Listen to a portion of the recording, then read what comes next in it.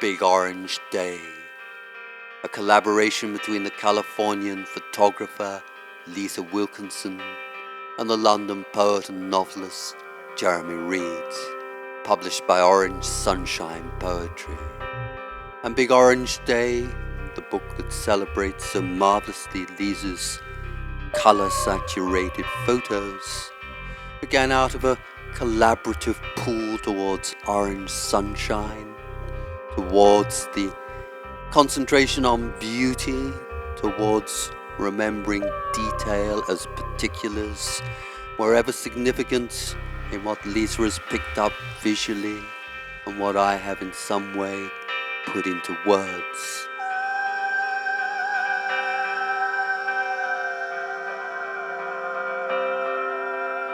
A dahlia's optimal, virtuoso solo, rayed out spiky maroon and white, hairdo like punkish manga, the nose scent, bitter as tobacco, or a memory trace floating like gold leaf flaked in cappuccino froth.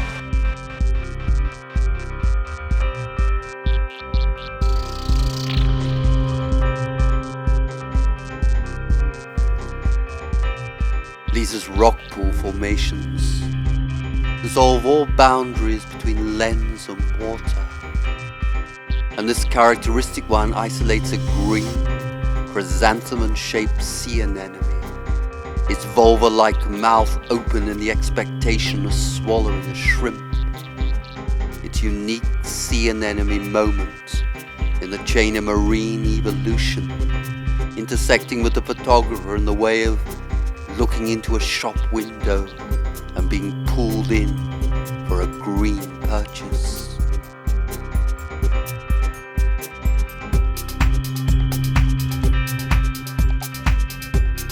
A red starfish, appearing like a silver beaded dancer to an audience of purple sea anemones, commands central attention in a shot that is so transparent it dissolves all notion of water into fluent light. I love this composition of a sea star, the filigreed silver on its red body, bringing it electrically alive in a colour grouping at which Lisa excels.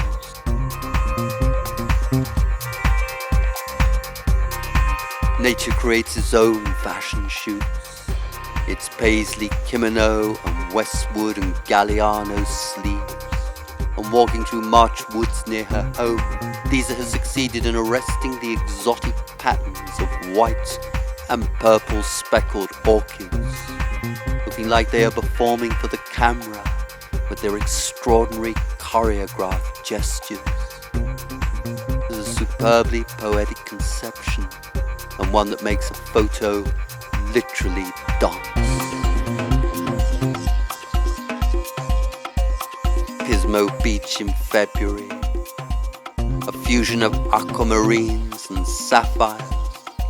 The Pacific is often lapidary in its intense aqua pigments, and Lisa's black beret decorated by a star is her personalized entry into the photo, her association with place through a clothing fetish.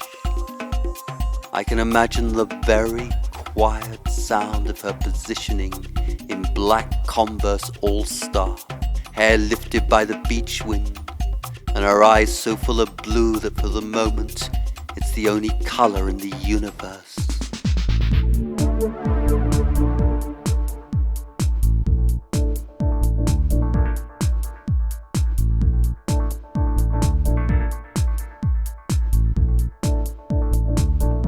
Lisa has created a superb visual psychogeography out of Pismo Beach and the surrounding coastline, internalizing its rocky volcanic structures and recreating coastal highlights through extraordinarily gifted photogeography. Mopheads of green and brown seaweed smelling pungently of the Pacific as the coast's heartbeat, form mini forests on the hump-shaped reefs, and the marvelously coloured lapidary effects of tidal inlets that look like blue jewels pooled between the rocks.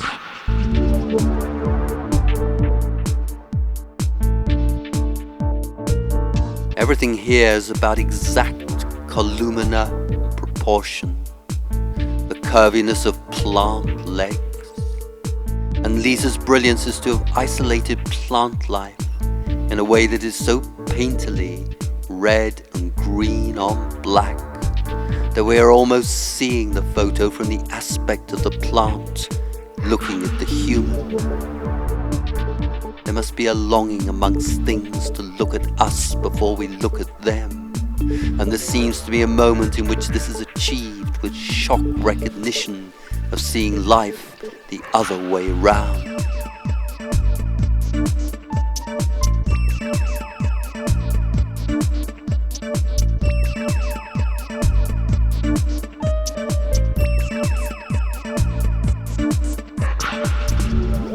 Intense orange, ultra orange, orange sunshine as it was tableted by Charles Owsley in the Lysergic Epoch, connects directly with the creative chemistry.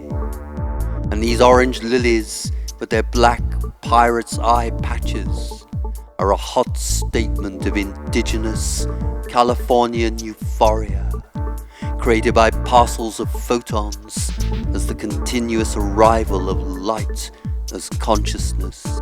You can feel the photographer's celebratory surge of energy in finding her orange counterparts in these flowers.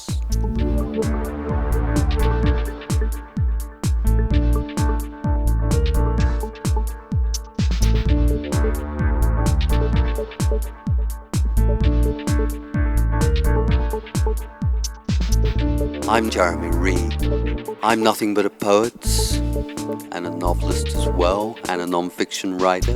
I'm part of the duo The Ginger Light.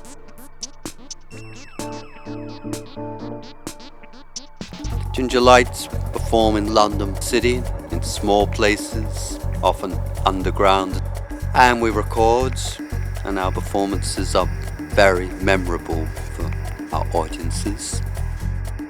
Our extension to Lisa is a world of glamour, of beauty, of isolating the memorably significant in the ordinary, of cultivating the moments because it will never return, and how one optimalizes that into form, shape, substance as photography, poetry, music.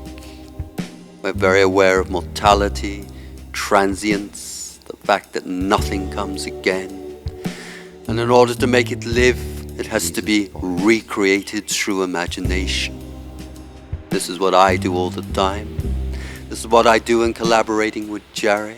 And this is what I find in Lisa's photos.